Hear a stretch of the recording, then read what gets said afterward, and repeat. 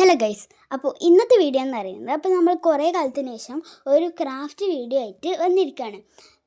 നമ്മളെപ്പോഴും ഷോർട്സും പോസ്റ്റും മാത്രമേ ഇടലുള്ളൂ. അപ്പോൾ കുറേ കാലത്തിന് ശേഷമാണ് നമ്മൾ ഈ ക്രാഫ്റ്റ് വീഡിയോ ആയിട്ട് ഇടുന്നത്.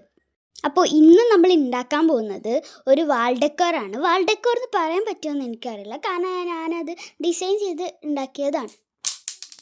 ഞാൻ നേരത്തെ കാണിച്ചതാ ഈ ഒരു പ്രിൻസ് നമുക്ക് ഇംഗ്ലീഷ് ന്യൂസ് പേപ്പറിന്നോ അതോ പഴയ ടെക്സ്റ്റ് ബുക്കിന്നോ കട്ട് ചെയ്തെടുക്കാം.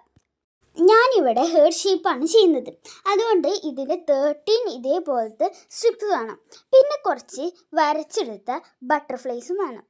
ഉദ്ദേശിച്ച് ബ്ലാക്ക് ആൻഡ് വൈറ്റ് ബട്ടർഫ്ലൈസ് ആണ്. കളർ ബട്ടർഫ്ലൈ ആയ രസം ഉണ്ടാവുമെന്ന് എനിക്കറിയില്ല, കാരണം ഞാനത് ട്രൈ ചെയ്ത് നോക്കിയിട്ടില്ല.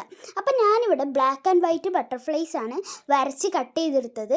ഇത് പ്രിൻറ്റ് ചെയ്തതായാലും കുഴപ്പമില്ല. അപ്പം ഞാൻ ചില ബട്ടർഫ്ലൈസ് സ്പേസ് വിട്ട് കട്ട് ചെയ്ത് കൊടുക്കുന്നുണ്ട്, ചില ബട്ടർഫ്ലൈസ് അങ്ങനെ ചെയ്യുന്നില്ല. എന്നിട്ട് അതൊന്ന് കട്ട് ചെയ്ത് കൊടുത്തിട്ട് നമുക്ക് ആ ബട്ടർഫ്ലൈ ഒന്ന് നടു മടക്കി കൊടുക്കുക. ഒരു ഒറിജിനാലിറ്റിക്ക് വേണ്ടിയാണ് ഞാൻ അങ്ങനെ ആ നടു മടക്കി കൊടുക്കുന്നത്. വാളിൽ അതൊക്കെ ചെയ്യുമ്പോൾ ആ ബട്ടർഫ്ലൈ ശരിക്കും നിൽക്കണ പോലെ തോന്നാൻ വേണ്ടിയിട്ടാണ് ഞാനൊന്ന് മടക്കി കൊടുക്കുന്നത്. ഇനി നമുക്ക് ഇത് വാളുമ്മ ഞാനിവിടെ ഈ ഒരു സൈഡിലാണ് ചെയ്ത് കൊടുക്കുന്നത്. എൻ്റെ വാളുമ്മ ചെയ്ത് കൊടുക്കുകയാണ്. ഇത് വേണമെങ്കിൽ ടേപ്പ് വെച്ചിട്ടോ അതോ ഡബിൾ സൈഡ് ടേപ്പ് വെച്ചിട്ടോ ചെയ്യുക. ഞാനിവിടെ ഉപയോഗിക്കുന്നത് ഡബിൾ സൈഡ് ടേപ്പാണ്.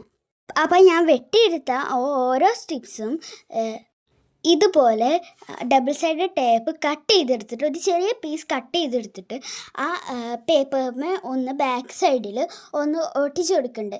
ഇനി അത് ഒട്ടിക്കാൻ പോകുമ്പോൾ ഞാനത് എല്ലാതും ചെയ്തെടുക്കുന്നുണ്ട്. എല്ലാതും ചെയ്യുക. ടോട്ടൽ 13 ഇതേപോലത്തെ സ്ട്രിപ്സ് ആണല്ലോ, അതും 13 നമ്മൾ ഇതേപോലെ ഡബിൾ സൈഡ് ടേപ്പ് കട്ട് ചെയ്തെടുത്തിട്ട് ബാക്കിൽ ഒട്ടിക്കണം. അപ്പോൾ ഈ ഒരു വാൾ ഡെക്കോർ അടിപൊളിയാണ്, എല്ലാവരും ട്രൈ ചെയ്യണം. ഇത് ഞാൻ ഡ്രോയിങ് ഒക്കെ ചെയ്ത് വന്നപ്പോൾ ബട്ടർഫ്ലൈൻ്റെ ഡ്രോയിങ് ഒക്കെ ചെയ്ത് വന്നപ്പോൾ ഒരുപാട് സമയം എടുത്തിരുന്നു. പക്ഷേ അത് പ്രിൻ്റബിൾ ആണെങ്കിൽ അത് അത്രയ്ക്ക് സമയമൊന്നും എടുക്കുന്നില്ല. പ്രിൻ്റബിൾ ആണെങ്കിൽ അതൊന്ന് കട്ട് ചെയ്തെടുത്താൽ മാത്രം മതി.